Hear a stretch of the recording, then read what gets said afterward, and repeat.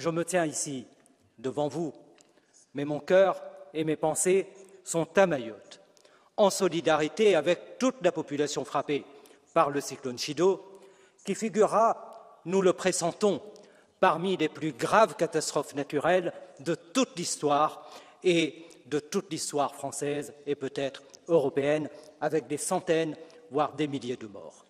C'est une tragédie mahoraise et c'est un drame national.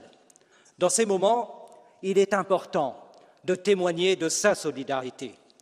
Et je sais que vous serez d'accord avec moi pour que nos paroles de Strasbourg soient entendues à Mayotte, comme notre compassion pour ces citoyens européens de cette région ultrapériphérique, la plus pauvre de France et de toutes les régions européennes, où un habitant sur 3 vit sous le seuil de pauvreté et 100 000 personnes dans un habitat précaire, et aussi comme notre engagement pour appuyer toutes les demandes d'aide de l'Europe dont Mayotte a bien besoin.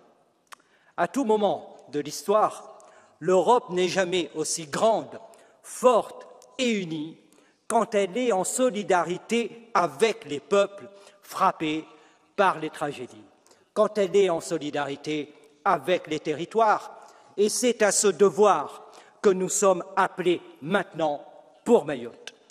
Concrètement, très concrètement, pour sauver des vies et éviter la crise humanitaire, je le dis au gouvernement français, l'Europe peut aider, car à Mayotte ce soir, il y a des concitoyens qui ont soif et qui ont faim, et c'est pourquoi le gouvernement français doit demander l'activation de RescueU, comme il est possible, parce que nous avons adopté Restore ce midi, Madame la Présidente, et j'en termine, il est possible d'utiliser ce règlement pour la réparation.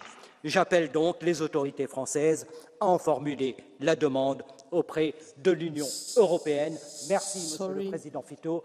Merci, Madame la Présidente von der Leyen, pour vos engagements.